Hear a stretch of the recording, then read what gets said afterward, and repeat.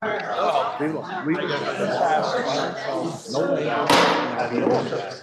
the Senate please come to order?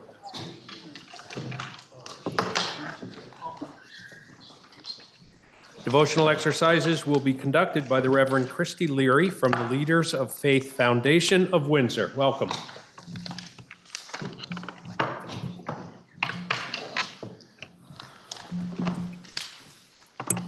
Good afternoon.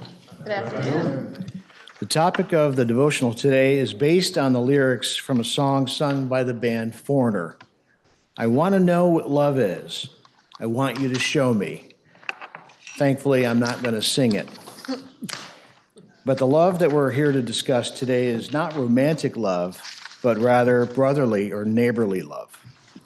Perhaps the concept of real love is a mystery to you, or you might find that its true meaning is somewhat ambiguous, but thankfully, Scripture is very clear in its meaning and application. 1 Corinthians 13 describes love as being patient, kind, not being envious, not boastful or rude. It is humble, unselfish, and not easily angered. Love is forgiving, and it does not delight in evil, but rejoices with the truth. Love always protects, always trusts, always hopes, and always perseveres. I want to know what love is. I want you to show me. The story of the Good Samaritan in Scripture is an excellent example of love in action. Perhaps many of you know this story already. It's about a man who was traveling alone on a journey when he was attacked and robbed of his clothing, beaten, and left for dead on the side of the road. The story goes on to say that many people passed him by, not wanting to get involved, until a Samaritan came along, and having compassion for the man, he cleaned his wounds, placed the injured man on his donkey, and brought him to an inn to be cared for. He then paid for all of his expenses before leaving. This is what love looks like. It's unselfish, kind, humble, and most of all, intentional. Love can be expressed in a variety of ways, like caring for a child or a parent, taking the time to sit with an elderly, lonely neighbor for a cup of tea or coffee, demonstrating patience in a very trying situation, or selflessly giving of your time in service to others. It's usually not that difficult to demonstrate love to our family and to our friends, but we're also called to love our neighbors as ourselves. Jesus said that the greatest commandment is to love God, and the second one is like it, to love our neighbor as ourselves. So who are our neighbors? Anyone we meet in life, family, friends, colleagues, store clerks, the oil delivery man, doctors, nurses, x-ray techs. You get the idea. And the stranger, just like the Samaritan did. But Jesus took the concept of loving your neighbor as yourself further when he challenged his followers in the Sermon on the Mount, saying, "You have heard that it was said, love your neighbor and hate your enemy." Jesus said, "I tell you, love your enemies and pray for those who persecute you." Jesus challenged them, saying, love your enemies, demonstrate patience, kindness, humility, and forgiveness towards them, and pray for them. Pray for the ones that persecute you. Let me pray for us. Dear Lord, to love, as the Scripture describes in 1 Corinthians 13, is a high bar. Please help each of us to rise to the challenge of intentionally loving one another, our families, our friends, our colleagues, our neighbors, and even our adversaries with that kind of love. In Jesus' name, amen. Amen.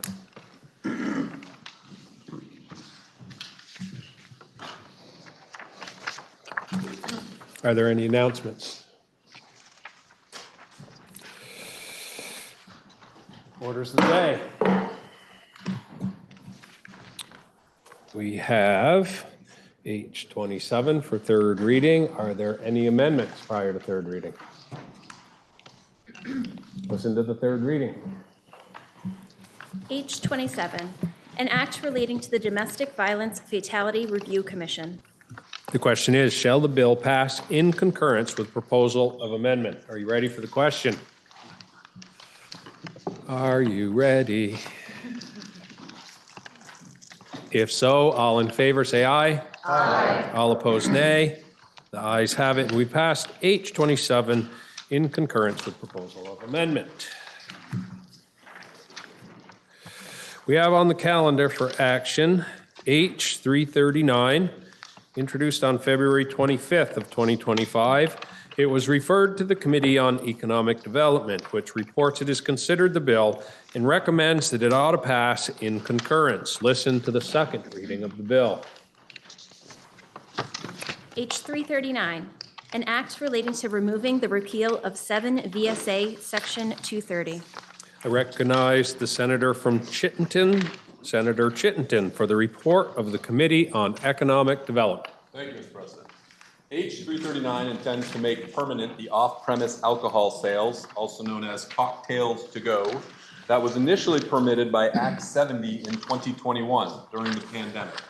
The act passed during the peak of the pandemic and allowed certain licensees to sell prepared alcoholic drinks and unopened containers for off-site consumption. Since this was new policy to Vermont involving alcohol, that legislature included a sunset on this allowance, requiring this legislature to have this very conversation. Your Senate Economic Development Committee last year charged the Department of Liquor and Lotteries Office of Compliance and Enforcement to produce a report studying the impact of this law on observed behavior in Vermont, and that report determined that this change did not negatively affect public safety. Section 1 of H339 addresses the repeal of 7 VSA 230, Section 230, and Section 2 sets the effective date upon passage. Your committee took testimony from Tucker Anderson with the Office of Legislative Counsel, Wendy Knight, the Commissioner of the Department of Liquor and Lottery, Amy Spear, the President of the Vermont Chamber of Commerce, and Representative Lucy Boyden. Though there was some reluctance by some on the committee towards this bill, the testimony, including the report from DLL, resulted in your Committee of Economic Development to move this bill as received from the House favorably on a vote of 5-0-0, and we ask the full Senate to concur. Thank you, Mr. President. The question is, shall the bill be read a third time? Are you ready for the question? If so, all in favor say aye. Aye. All opposed, nay. Nay. The ayes appear to have it. The ayes do have it. And you have ordered third reading of H339. We have on the calendar for action H364, introduced on February 26th of 2025. It was referred to the Committee on Government Operations, which reports it has considered the bill and recommends that it ought to pass in concurrence. Listen to the second reading. H364, an act relating to approval of the annexation of property by the Village of Swanton. Recognize the senator from Rutland, Senator Collmore, for the report of the committee. Thank you, Mr. President. So the topic of this is annexation, which is something that we don't normally deal with in this body. Nonetheless, that's what we're dealing with today. It approves the annexation of property by the Village of Swanton. The property to be annexed is located at 124 First Street within the town of Swanton. The property is contiguous with the boundaries of the village, and the village currently owns the property. Under Section 2, subsection E of the village's charter, the village must seek the concurrence of the General Assembly prior to altering the village's boundaries. Other villages may annex property according to the procedures established by general law, but again, in this case, they have to get the permission of the General Assembly. So accordingly, the village seeks the General Assembly's approval of the annexation. The village trustees approved the annexation on September of 2023, September 11th, after acquiring the property back in April of that same year.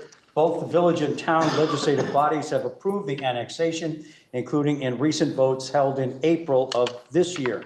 The act is set to take effect on passage. The committee heard from our legislative counsel, Representative Hango of the other body, Brian Savage, a former member of the General Assembly, who's now the town administrator in the town of Swanton, and also Bill Sheets, the manager of the Village of Swanton. The committee vote was 5-0-0, and we ask the body to concur. Thank you, Mr. President. Question is, shall the bill be read a third time? Are you ready for the question? If so, all in favor say aye. Aye. All opposed, nay. The ayes have it, and you've ordered third reading of H 364. We have on the calendar for action H 396, which was passed by the House February 26, 2025. It was referred to the Committee on Natural Resources and Energy, which reports it has considered the bill and recommends that the Senate propose to the House that the bill be amended as it appears starting on page 1323 of today's calendar. And with such proposal of amendment, the bill ought to pass. Listen to the second reading of the bill. H 396, an act relating to the creation of the Molly Beatty Distinguished Service Award. I recognize the senator from Bennington District, Senator Bongartz, for the report of the Committee on Natural Resources. Mr. President, this bill establishes the Molly Beatty Distinguished Service Award within the Department of Forest, Parks, and Recreation. It is to be given annually to a current or former state employee or partner whose contributions honor the legacy of Molly Beatty in advancing the conservation, accessibility, quality of recreational experience, or sustainability of Vermont's public lands. Molly Beatty, it's worth taking a minute to remember who Molly Beatty was, because she was a really important Vermonter. Molly Beatty was a pioneer on two levels. She compiled an amazing list of accomplishments during her short life. And she did that while breaking the glass ceiling in her profession and within state government. She had a master's in forestry from the UVM in 1979. After that, she became the forester for the Wyndham Foundation down in the town of Grafton, a town, by the way, she never really left after that. From 1985 to 1989, she was the first woman to be commissioner of then Forest and Parks. And she was then the first woman right after that to become deputy secretary of the Agency of Natural Resources, which she held until 1990. During that time, she was part of a key brain trust of people who really advanced the environmental agenda in Vermont. She was particularly focused on and made accomplishments in the areas of protection of upland streams, closing leaking landfills.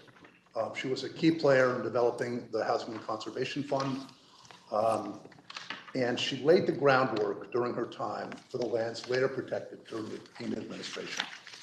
And within that time, she was one of the pioneers of the understanding that the environment is made up of ecosystems, and it's not individual species that we're protecting, it's ecosystems, and that nothing thrives unless we're protecting ecosystems. After that, she became executive director of the Snelling Center for Government. In 1993, she was appointed by President Clinton as director of the U.S. Fish and Wildlife Service, also the first woman to hold that post. She reintroduced gray wolves in the West. She oversaw the creation of 15 wildlife refuges in the country.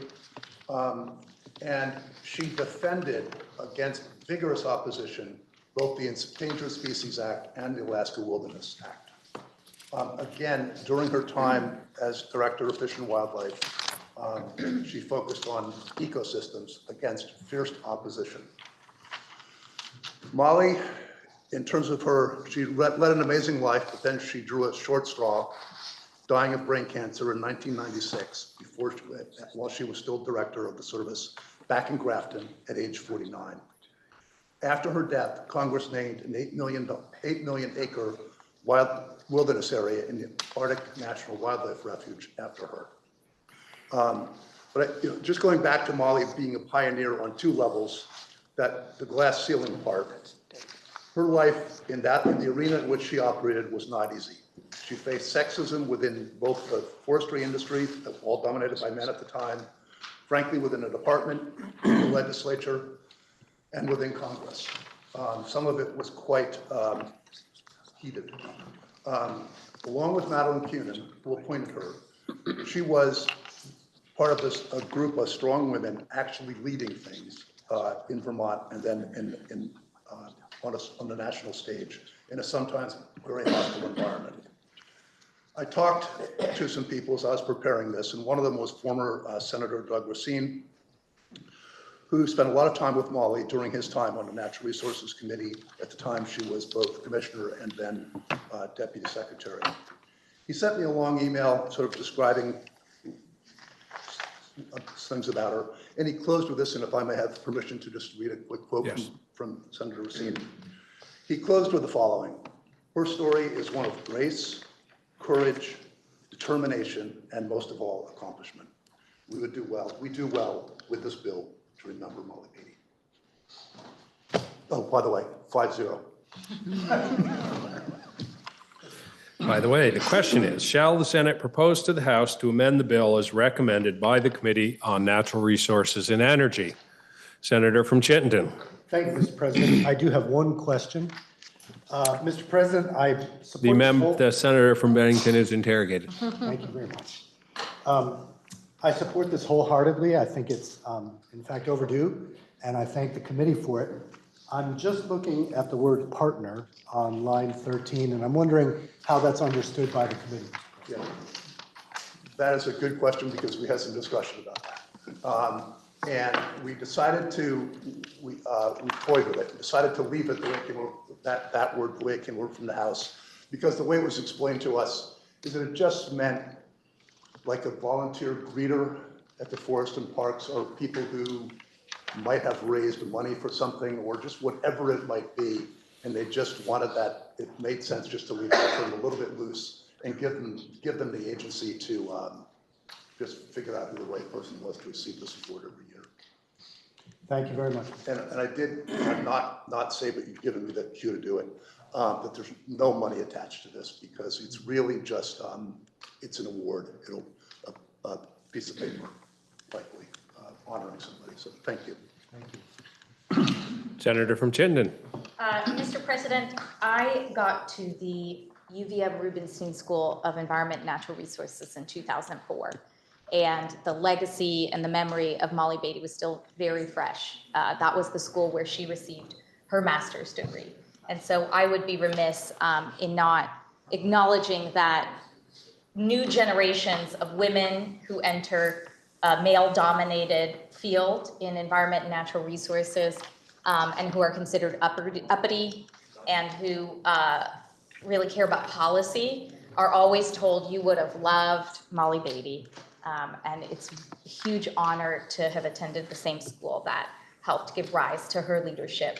I wanted to share a quote because this is an award that I think will help us remember someone who was a great thinker and whose life was cut short, but otherwise would have contributed so much more to the environmental movement and the crossroads that it was at the time of her death.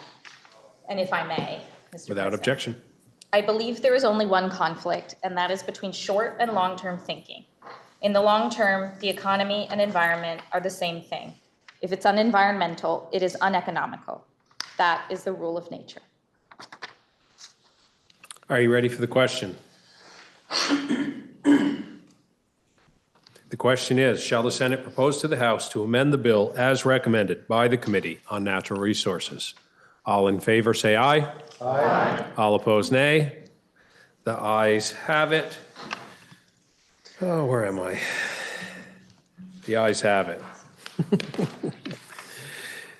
And you have proposed to the House to amend the bill as proposed by the Committee on Natural Resources and Energy. The question now is, shall the bill be read a third time?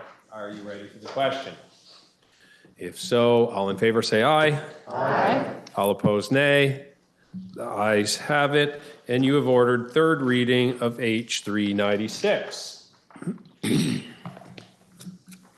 We have on the calendar for action H 461, which passed the House on March 11th, 2025. It was referred to the Committee on Economic Development, which reports it has considered the bill and recommends that the Senate propose to the House that the bill be amended as it appears starting on page 1324 of today's calendar.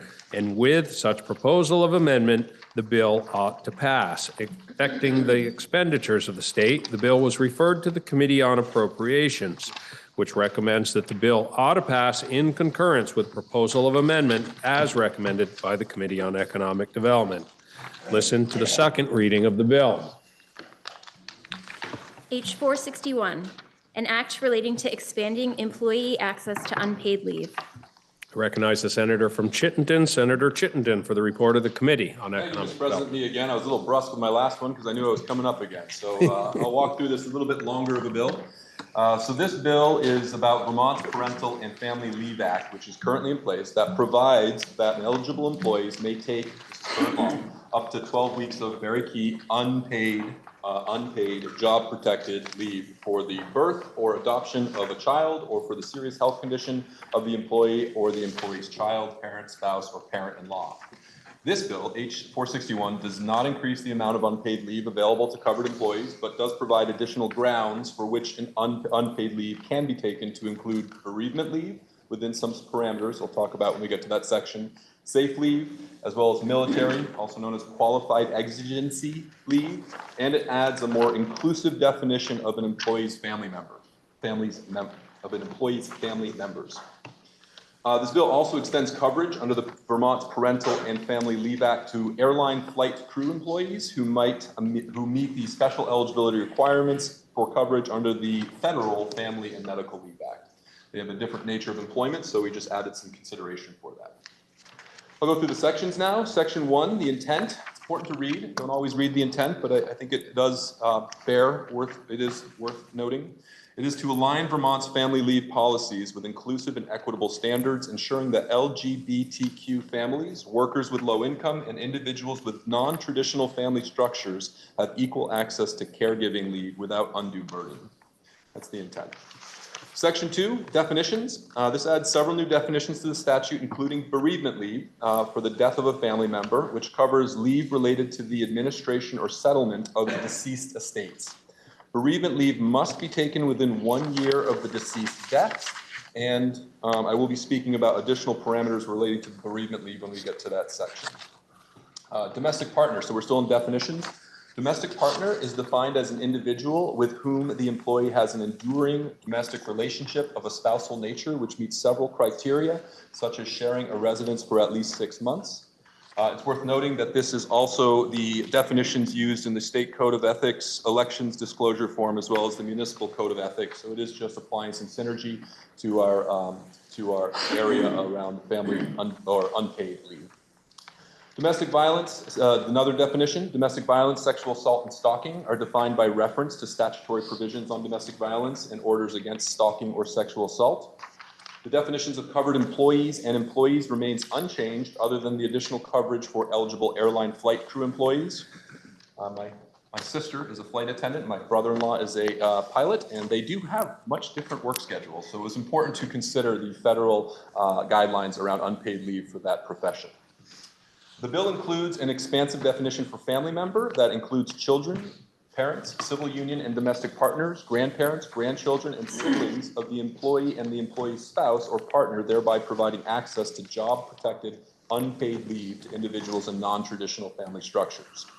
The definition of parental leave is expanded to cover not only leave related to the employee's pregnancy, birth of a child, adoption of a child, but also the employee's recovery from childbirth or miscarriage, as well as caring for a foster child. H 461 adds leave for a qualifying exigency related to active duty service by a family member in the U.S. Armed Forces and safe leave. Safe leave covers an employee's absence from employment because the employee or an employee's family member is the victim of domestic violence, sexual assault, or stalking. The definition lists a number of grounds for which safe leave may be used, such as to seek medical care and counseling, to recover from injuries, to participate in safety planning, to secure safe housing, and to meet with a state's attorney or a law enforcement officer. Section 3 has to do with leave. So this says eligible employees are entitled to take unpaid leave up to 12 weeks in any 12-month period for paternal leave, family leave, safe leave, or for qualifying exigency. Using those definitions from above, again, not expanding the amount of leave that they can take unpaid. During any 12-month period, an employee may use, and this is up the bereavement piece, During any 12-month period, an employee may use up to 2 out of the 12 weeks allocated of leave for bereavement, but with not more of those being 5 workdays to be taken consecutively. Looking at what other states have done, that tracks well, especially with the thresholds, so that bereavement leave was seen to be reasonable. Employees can use an accrued paid leave or short-term disability insurance if available during the leave. Such use does not extend the length of the available leave. And yes, I already said that one. Great. H461 also identifies the types of documents that an employer may require of an employee to provide to support an employee's request for safe leave, bereavement leave, and qualifying exigency leave for themselves or for a family member. It also protects private medical information relating to safe leave from disclosure. Almost done. 2 more sections. Section 4, short-term family leave. H461 replaces the current language referring to a child, parent, spouse, and parent-in-law with the broader term family member with respect to short-term family leave. And that's about it for that section. Lastly are the effective dates. Your Committee on Economic Development, Housing, and General Affairs took testimony from Emmett Avery, Coalition Manager for the Vermont Paid Family Leave, Carrie Brown, Executive Director from the Vermont Commission on Women, Charlie Glisserman, Director of Policy, Vermont Network Agency Domestic of Sexual Violence, Johanna de Graffenried, sorry, Johanna, if I mispronounced that. Public Policy Manager, Vermont Business for Social Responsibility, JP Isabel, Executive Director, Vermont State Labor Council, AFL-CIO, Emily Krasnow, Representative, Bill Sponsor, David Martin, Government Affairs, Airline Pilots Association, Megan Sullivan, Vice President of Governmental Affairs, Vermont Chamber of Commerce, as well as Sophie Zadatny, our very talented Legislative Counsel at the Office of Legislative Counsel. Your Committee on Economic Development, Housing, and General Affairs voted 4-1-0 in support of this bill, and we encourage the Senate to concur. Thank you, Mr. President. Recognize the senator from Franklin District, Senator Norris, for the report of the Committee on Appropriations. Thank you, Mr. President. Your Appropriations Committee took testimony from the senator from Chittenden Southeast, and such as he did today, he emphasized the fact of unpaid leave on several different occasions while he was in there, and your Appropriations Committee was quick to pick up on that term. So we have supported the bill H461 on a vote of 502, realizing it probably have a de minimis effect on the state of Vermont. Thank you, Mr. President. The question is, shall the Senate propose to the House to amend the bill as recommended by the Committee on Economic Development? Are you ready for the question? If so, all in favor say aye. Aye. All opposed, nay. The ayes have it, and you propose to the House to amend the bill as proposed by the Committee on Economic Development. The question now is, shall the bill be read a third time? Are you ready for the question? If so, all those in favor say aye. Aye. All opposed, nay. The ayes have it, and you've ordered third reading of H461.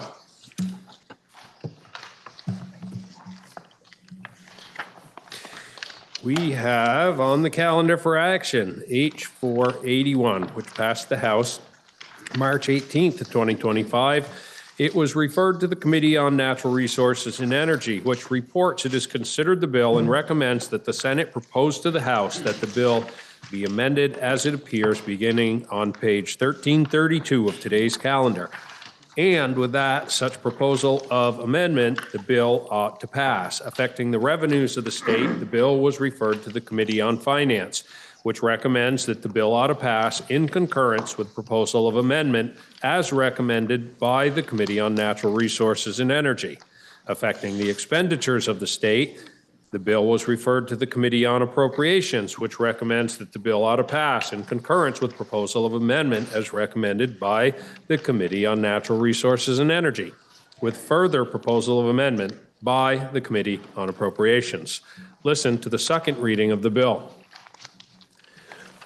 H481, an act relating to stormwater management. Recognize the senator from Washington District, Senator Watson, for the report of the Committee on Natural Resources. Thank you, Mr. President. H481 is a bill pertaining to the rule that Vermont has in place for developed lands to meet their phosphorus reduction requirements under the Clean Water Act. This is more commonly known as the 3-acre rule. Before we get into the problems that this bill aims to solve, I'll explain why the 3-acre rule exists in general. So for context, The EPA considers Lake Memphremagog and Lake Champlain as impaired by phosphorus. And as a result, we have to meet certain phosphorus reduction requirements by 2036. The sectors of agriculture and forested lands have their own phosphorus reduction requirements, but the 3-acre rule is for developed lands, which says that if you have 3 acres or more of impervious surface, then you must mitigate and treat that stormwater runoff. This includes things like building a retention pond, a swale, or wetland for the purpose of slowing water down and letting phosphorus settle out or get taken up by plants. Stormwater runoff, especially on impervious surface, can carry phosphorus directly into waterways. Why is too much phosphorus a problem in a waterway? It can lead to excessive algae growth, which can be toxic to both humans and animals. It can create reduced oxygen environments, which can lead to dead zones and fish kills. So not great. So back to the 3-acre rule. There are 674 total sites across the Lake Champlain and Lake Memphremagog watersheds that require a stormwater permit under the 3-acre rule that were supposed to have been permitted, have received permits by 2023. As of a couple of weeks ago, of those 674, 204 have their permits. Another 300 are either in process or actively working on their permits. So there are only 170 sites that have not attempted to get their permit or are not progressing. Some of those properties already in compliance are schools with large parking lots, as there was a significant amount of money dedicated a few years ago to get schools into compliance. For places that are large parking lots, let's say with a single owner, the process is relatively straightforward. Do an engineering study to figure out what must be done, apply for the permit, and then build the new infrastructure. But there were more problems that came up specifically in how this rule ended up applying to neighborhoods with an old, out-of-date permit that collectively had more than 3 acres of impervious surface. We heard from quite a few homeowners who are having trouble getting into compliance. And I would say there are 2 main reasons for why homeowners are having trouble complying. The main issue is that the work can be very expensive, costing hundreds of thousands of dollars or more if this site is larger. The second reason, I would say, is a variety of issues that have to do with what's called orphan permits, or permits that were not transferred properly when there was a subdivision or a sale of a property. I can get into the history of why some stormwater permits came to be orphaned if you'd like more information about that. But for now, these orphan permits have caused a whole bunch of problems. So neighborhoods needing to form HOAs, not all of the neighbors subject to the stormwater permit being willing to participate in an HOA. The notice about the need for compliance went out to the old permit holder rather than to all of the neighbors in the area that the orphan permit would have covered. So this bill does 4 main things to address these issues. So one, and this is the main thing, it pushes out the deadline for compliance 5 years from the previous deadline to 2028, or 3 years from now. Once the permit is issued, they have 5 years to do the work. 2, it dedicates money from within the Clean Water Fund to go toward 3-acre rule projects, especially towards projects that include residences. 3, it incentivizes municipalities to become co-permittees on stormwater permits that have either been orphaned or otherwise held by an HOA. And 4, it studies the potential for regional stormwater utilities as a vehicle to resolve the issues with orphan permits, potentially having them become the permit holder. So before I get into the bill itself, I want to address a couple of solutions that this bill does not contain. The first is that this bill does not exempt the residential sector in general. We did talk about this, and it turns out that because of the requirements of the TMDL, or that's the acronym for Total Maximum Daily Load, which is the agreement that we have with the EPA about our phosphorus reductions. If we reduce the phosphorus reduction from the residential sector, then we will just have to make up for that from some other sector. And as we were told, we can't ask any more from the other sectors. All of those phosphorus reduction budgets have been identified, and it would be very difficult, if not impossible, to find those reductions elsewhere. In fact, it would require a renegotiation of the TMDL with the EPA. It would be a very big deal to exempt the residential sector and to get rid of the 3-acre rule entirely. In fact, 3 acres was arrived at because that was the size of impervious surface that modeled out to the amount of phosphorus that needed to be reduced from this sector. Or put another way, the 3-acre rule was not, or the 3-acre threshold was not arbitrary. The other solution that this bill does not contain, but we discussed at some length, was the possibility of prioritizing different properties. What we heard from testimony was that there's already a natural prioritization of projects based on how easy or difficult they are to complete. Additionally, we are not talking about a lot of time until these projects need to be done. With the new deadline being 2028 and then projects completed by 2033 for our next phosphorus reduction deadline of 2036. So not a lot of wiggle room in there. So now let's turn to the bill itself. In section 1, and by the way, you can find that on page 1332 if you're interested in following along. So in section 1, we require that notice go out to all property owners subject to the 3-acre rule, which we had heard was not happening in the case, particularly for orphan permits. This section allows municipalities to collect special assessment fees like impact fees, or I guess inclusive of impact fees, provided that the municipality is a co-permittee and a majority of the property owners have consented to the fees are fairly apportioned. You'll see in section 1 the pushed out dates. The Lake Champlain and Lake Memphremagog watersheds are pushed out until 2028, and all others are pushed out until 2038, or 5 years after the establishment of TMDL for those watersheds. Sections 2 through 5 are about the Clean Water Fund surcharge on the property transfer tax that goes into the Clean Water Fund. That tax was scheduled to sunset in 2027, so this section repeals the sunset to ensure that the money is still going into the Clean Water Fund. And this section was in the budget, but we'll have an amendment about that from the Appropriations Committee, so that's coming. Section 6 allows the Developed Land Implementation Fund to offer loans in addition to grants and ensures that this money can go towards updating infrastructure from old permits. It also expands the use of the Municipal Stormwater Implementation Program so that municipalities who have assumed legal responsibility for an otherwise residential stormwater permit can apply to this fund to implement work for those permits. Section 7 dedicates $1 million annually from the Municipal Stormwater Implementation Program to go towards 3-acre rule compliance. And we didn't want to have that money dedicated to that purpose indefinitely. So Section 7 works together with Section 10, which Section 10 will repeal that language with a later effective date, such that this $1 million allocation would sunset in 2032. Section 8 directs the Clean Water Board to recommend $5 million from the Clean Water Fund to the Municipal Stormwater Implementation Program in fiscal year 2027 for residential projects, when the municipality takes on legal responsibility for the residential permit. The folks administering the money from these programs have a point system to determine how money should be allocated. And so additionally, in Section 8, we recommend that A&R provide additional points for projects with a residential component when awarding financing. So we wanted to protect residences through this bill.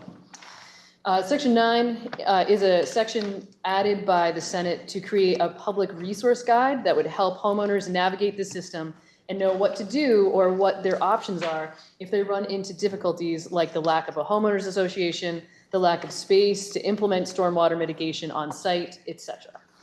Section 10, I already mentioned because it works together with Section 7. Section 11 makes a very small change to the existing stormwater utility statute that allows stormwater utilities to use the median or the average, as opposed to just the average, area of impervious surface on a property as the basis for their assessment, because there are stormwater utilities that already exist in Vermont. Section 12 is a study of how regionalized stormwater utilities may be useful in resolving some of the issues that we heard about from homeowners. The Senate Natural Resources and Energy Committee expanded the scope of this study slightly to look at some stormwater management issues more generally, but still within the expertise of this set of participants. This includes seeing how permitting processes may be streamlined, particularly for roads that might require both a municipal road general permit and be a part of the 3-acre rule general permit as well. The Senate Natural Resources and Energy Committee heard from an extensive list of witnesses, including many homeowners. I would highlight that we heard from Joint Fiscal Office, Kevin Burke from the Watershed Management Division. We did hear from the Rutland Fair. We heard from Catherine Dimitrick with Northwest Regional Planning Commission, Christine Doherty from the Green Mountain Water Environment Association, Vermont League of Cities and Towns, and then Neil Kamen, Deputy Commissioner of DEC. We heard from the conservation districts and Gina Petito and Terry Purcell also from DEC. And we heard from, as I said, we also heard from the town manager of the town of Barry, but we heard from many towns, including Richmond, Burlington, Middlebury, and I think I'm missing something. There are folks from all over the state, which was very helpful. To sum up, this bill extends the deadline, dedicates money to help folks accomplish this work, and it sets up a study into a different approach so that hopefully we're not here in the same place in 3 years. The Senate Natural Resources and Energy Committee recommends this bill on a vote of 5-0-0, and we'd ask for the support of the Senate. Thank you very much. Recognize the senator from Caledonia District, Senator Beck, for the report of the Committee on Finance. Thank you, Mr. President. Senate Finance took a hot minute with this bill. We do have 2 members from Natural Resources and Energy on Finance, so that made things much easier. I appreciate the reporter of the bill. She went into great detail on the various revenues, surcharges, and fees that could affect the state of Vermont. And I would particularly point towards the municipality's ability to assess fees if they take ownership of the system, and the repeal of the sunset of the clean water surcharge. Your Finance Committee heard from the reporter of the bill and Ledge Council, and we support the report 7-0-0. Thank you, Mr. President. I recognize the senator from Washington District, Senator Watson, for the Committee on Appropriations. Thank you, Mr. President. In appropriations, we had some discussion about the sunset of the property transfer tax. Because there's a repeal of that sunset, there was some concern about whether or not that repeal should be in perpetuity or, indefinite. And so the Appropriations Committee is making this recommendation of a additional section or paragraph be added that would be a review of the sufficiency of the clean water surcharge on the property transfer tax, which would start in 2028 and then run every 4 years after that, so that there's a regular review of this surcharge to evaluate whether it should be continued, if it's necessary, whether it should be adjusted, or whether it should be repealed at a specific time. And that was supported by the Appropriations Committee 5-0-2. The question is, shall the report of the Committee on Natural Resources and Energy be amended as recommended by the Committee on Appropriations? Senator from Rutland. Thank you, Mr. President. If I can, as a follow-on to a question that I had with the capital bill, I'd like to interrogate the reporter of the bill. The reporter from Natural Resources is interrogated. Thank you, Mr. President. Being that Rutland County, essentially 100% of stormwater waters flow into the Champlain Waters Basin. We're very sensitive about the 3-acre impervious rule, as I know that the senator is well aware. I do have a couple questions, if I could. First off, I'm wondering if during the relook at the... Mr. President, sorry, point of procedure. I'm just wondering if the senator is interrogating on the appropriations or the amendment to the whole bill? Good question, Senator from Chittenden, and that's my mistake. I should have asked that and asked if he was inquiring of the reporter from Appropriations, not Natural Resources and Energy. Is this a question on the Appropriations amendment or on the main bill, Senator from Rutland? Mr. President, the main bill. Okay, we will wait. We will wait, and you'll have an opportunity in a moment. The question is, shall the report of the Committee on Natural Resources and Energy be amended as recommended by the Committee on Appropriations? Are you ready for the question? If so, all in favor, say aye. Aye. All opposed, nay. The ayes have it, and you've amended the recommendation of proposal of amendment. of the Committee on Natural Resources.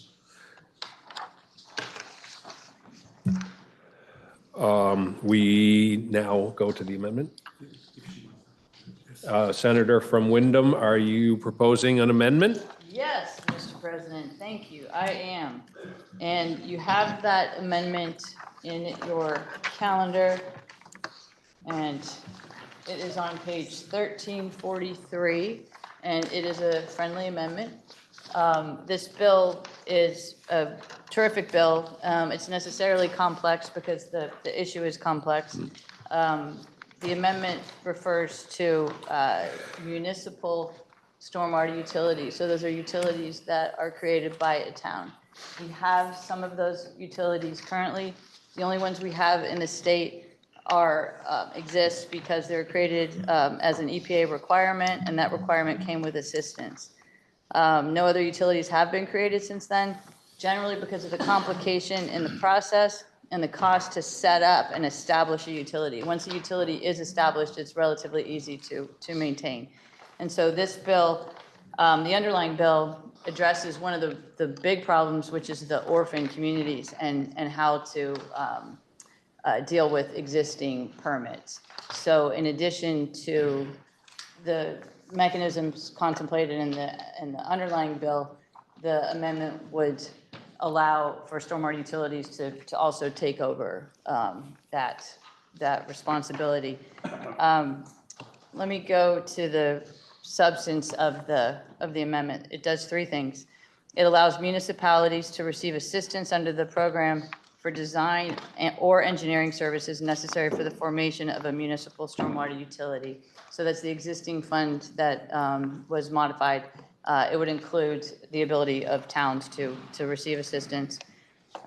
In the public resource guide that is established on this for the underlying bill, the amendment would require a model bylaw or ordinance for the formation of a stormwater utility to be part of that packet, so that towns would have a sample of how to establish a utility, which would make a big difference.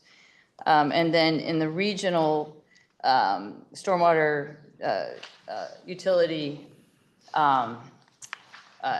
area, there's a board that is established, and I thought it was necessary that the municipalities that are in the middle range, the board includes very small municipalities that could likely form together a regional commission, and it includes municipalities who already have a stormwater utility. But in between, there are municipalities that don't have a stormwater utility, but reasonably would be able to have one.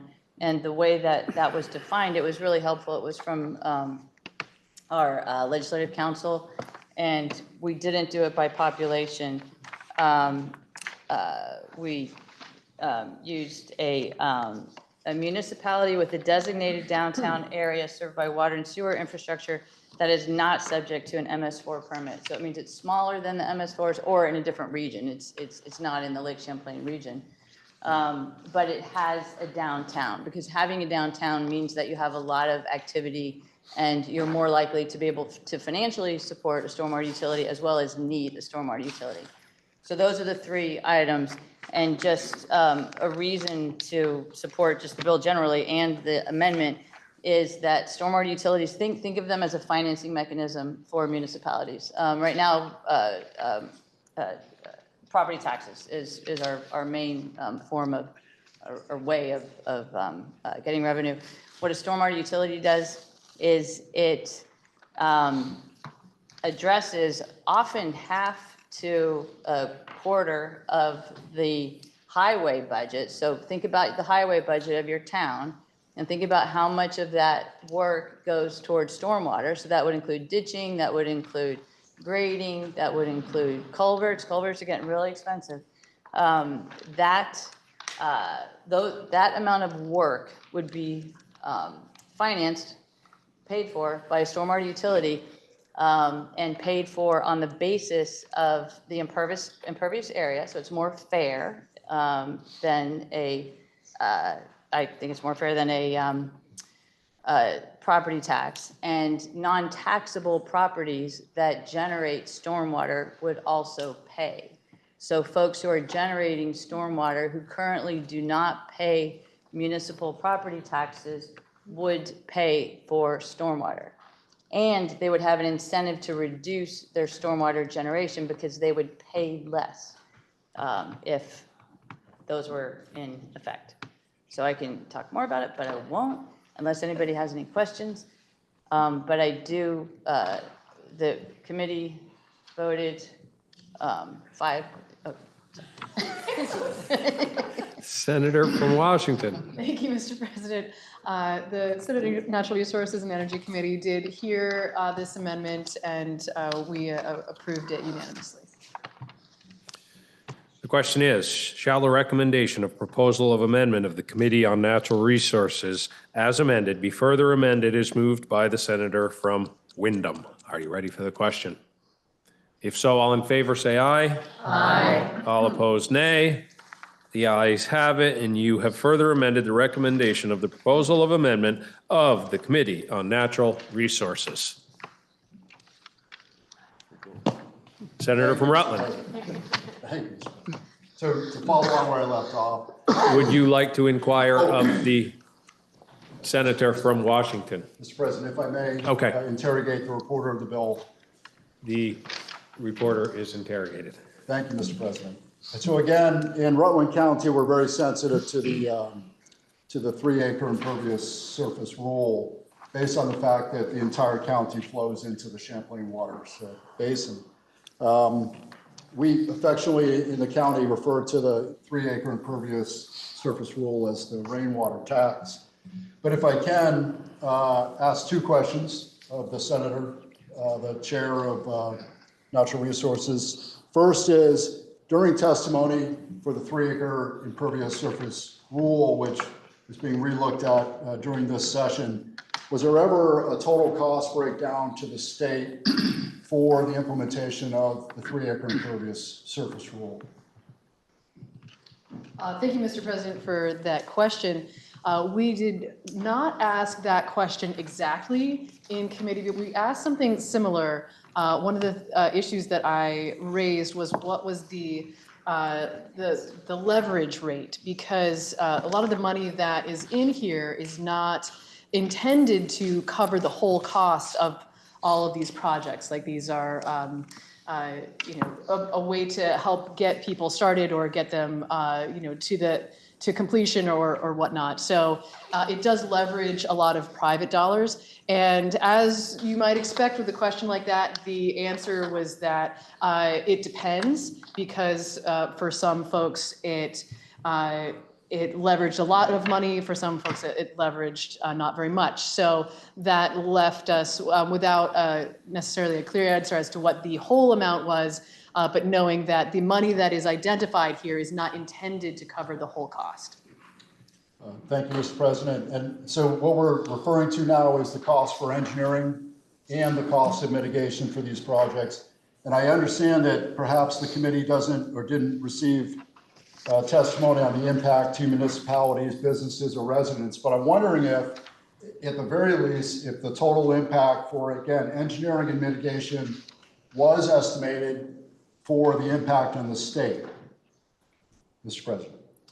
Can I ask a clarifying question? Are you asking about the total cost of engineering for all of these projects?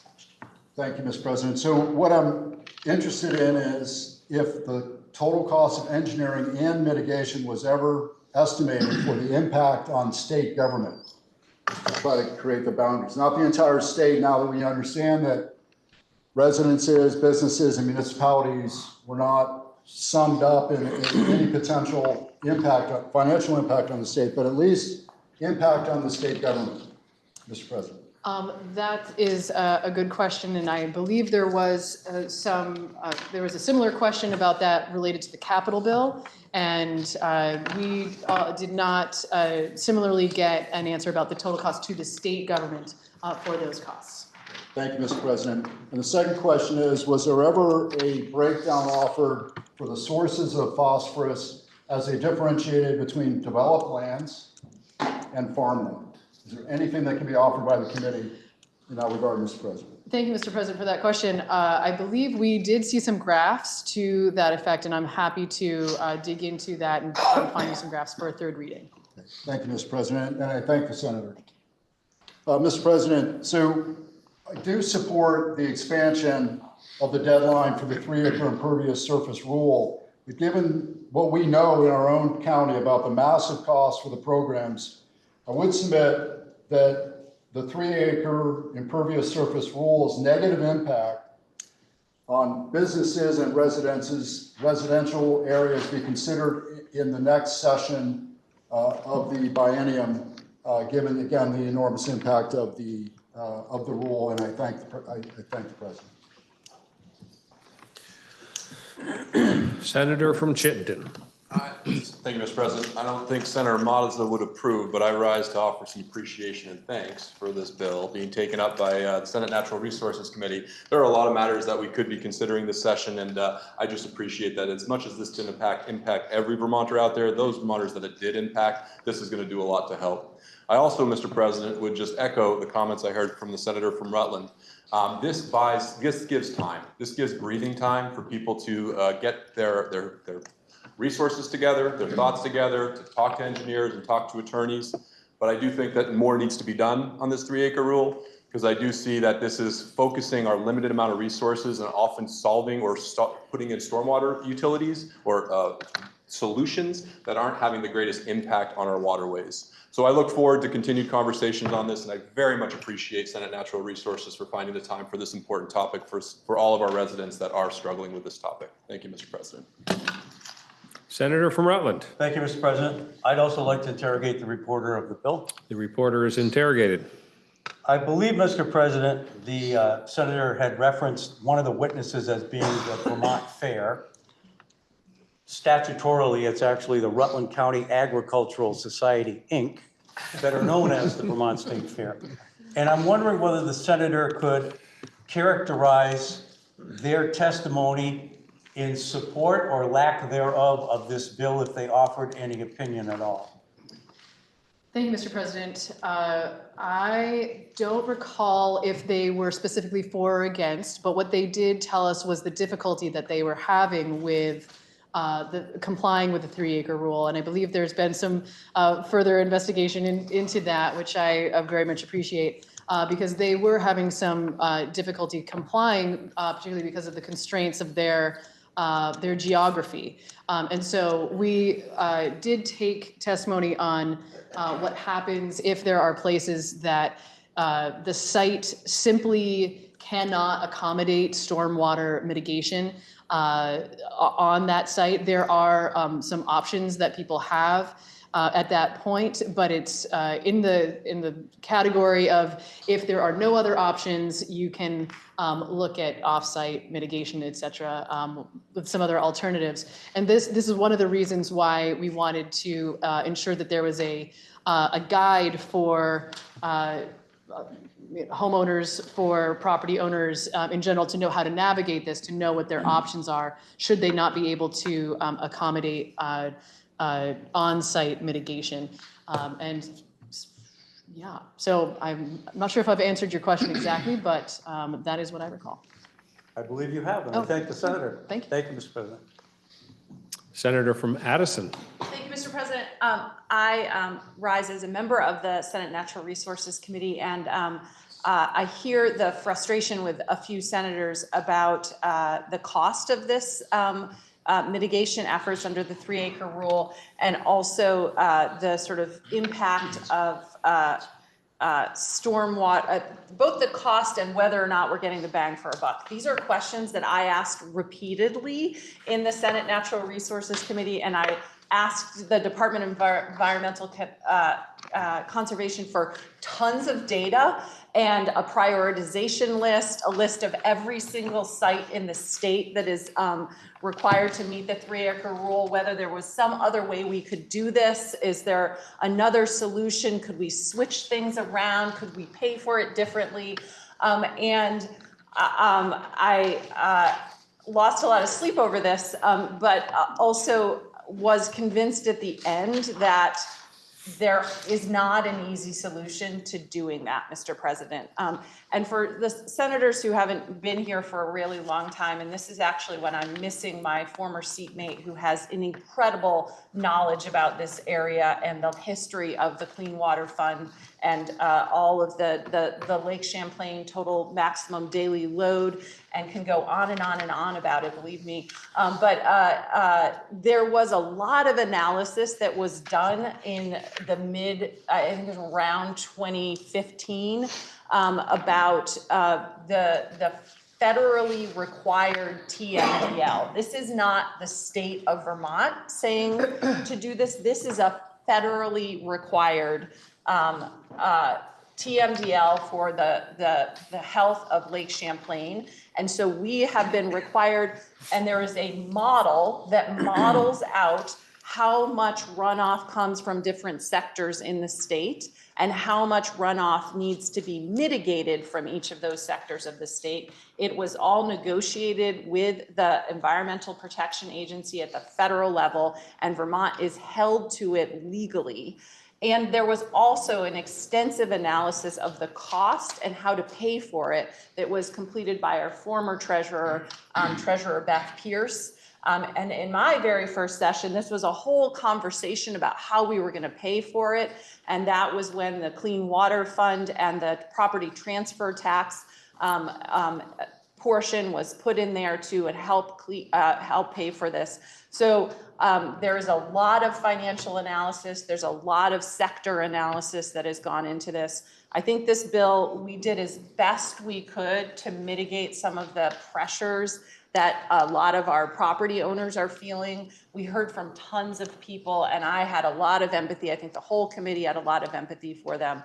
And we tried really hard, and also put in the study on the stormwater utility that the senator from Windham adores. And hopefully that will start to help solve some of the problems. But believe me, this was not an easy bill for us to try to come up with a really simple and elegant solution. But just wanted to support my chair on this one. Thank you, Mr. President. Senator from Chittenden. Thank you, Mr. President. I do want to thank the committee for their work. I also just want to remind us, as I frequently feel the need to do when we discuss environmental legislation, we tend to start talking about it as though the environmental legislation is costing us money. It is not. What's costing us money is our way of life as human beings in America. So if you go to Home Depot or you go to Walmart and you look at that impervious surface, that's nuts. That's crazy. We cover over the earth, and then all of that phosphorus, all of that runoff sluices right off that property. And yet, we insist on the convenience of driving in our own car to Walmart. We won't take our public transportation. We won't develop a functioning rail system in America. And so as a result, we pay because of our lifestyle. So just want to remind people that the thoughtful legislation that passes through this building to mitigate the consequences of our own choices is not the problem. It is our own choices that are the problem. Thank you. Are you ready for the question? The question is, shall the recommendation of proposal of amendment of the Committee on Natural Resources as amended be further amended as moved by the senator from Windham? Are you ready for the question? If so, all in favor say aye. Aye. All opposed, nay. The ayes have it, and you have further amended the recommendation of proposal of amendment of the Committee on Natural Resources.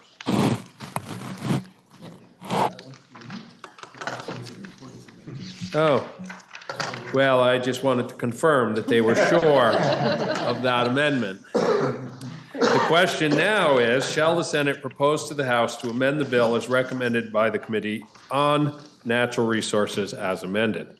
Are you ready for the question? If so, all in favor say aye. Aye. All opposed, nay. The ayes have it. And you have proposed to the House to amend the bill as recommended by the Committee on Natural Resources as amended.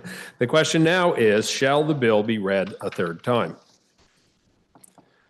Are you ready for the question? If so, all in favor, say aye. Aye. All opposed, nay. The ayes have it, and you've ordered third reading of H481. That completes the orders of the day. Senator from Washington. Thank you, Mr. President. I rise on a point of personal privilege. It's now, I think now is the right time for this. Okay, so speaking of environmental topics, when President Nixon created the EPA in 1970, the United States was in trouble. Dense, visible smog choked many of our cities and public health was suffering. Thanks to the EPA, we saw cleaner air, longer lives, and even economic gains.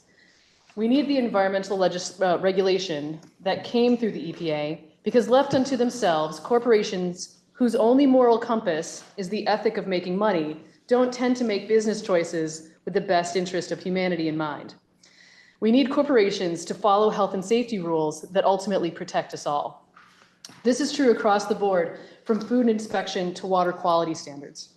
But today, under the Trump administration, one of the EPA websites boasts about launching what it calls the greatest deregulatory action in US history. Here are just 6 of the 31 policies listed on their website that they are eager to gut. 1, the mercury and air toxic standards that regulate coal-fired power plants. 2, the mandatory greenhouse gas reporting program, because apparently if you don't measure it, it's not a problem. 3, wastewater regulations for oil and gas development. 4, the regional haze program. 5, national emission standards for hazardous air pollutants. 6, the particulate matter national ambient air quality standards. On its face, if these standards are degraded, we will see more toxic air, more polluted water, and fewer tools to track the damage. It seems obvious to me that by degrading the standards that have ensured public health over time, through the Trump administration's version of the EPA, we will see a decrease in public health. These changes are a part of a plan to increase profits in the near term at the cost of our children's health and the long-term well-being of others. My students taught me an acronym that embodies this kind of mindset, which is called IBGYBG. It stands for I'll be gone, you'll be gone, which is something that bad acting financial managers reportedly said to each other during the 2008 financial crisis. So to quote Senator Carl Levin of Michigan, speaking about this acronym, what this acronym IBGYBG means, he says, in other words, we're both making a lot of money and we'll be long gone before the house of cards comes crashing down. We cannot allow the federal government to sacrifice the well-being of the American people for the sake of increasing corporate profits, benefiting those who may never experience the negative consequences of their poor choices. I hope that we can stand together to hold American industry to a high health, safety, and environmental standards for the sake of our health, our children's health, and for the health of our planet. Thank you, Mr. President. Are there any announcements? Senator from Windsor. Mr. President, I ask that we have the remarks of the senator from Washington, Senator Watson, have those remarks journalized. The senator from Windsor has moved that the remarks of the senator from Washington be journalized. Senator from Franklin. Thank you, Mr. President. I have a point of inquiry question to the chair. And that is, in journalizing the remarks of a senator, we all obviously have the right and appreciate hearing our fellow senators discuss topics of interest and of import to them and to make suggestions. But is it correct that the act of journalizing those remarks do not necessarily reflect an entire endorsement of those remarks as delivered by the Senate? Is that correct, Mr. President?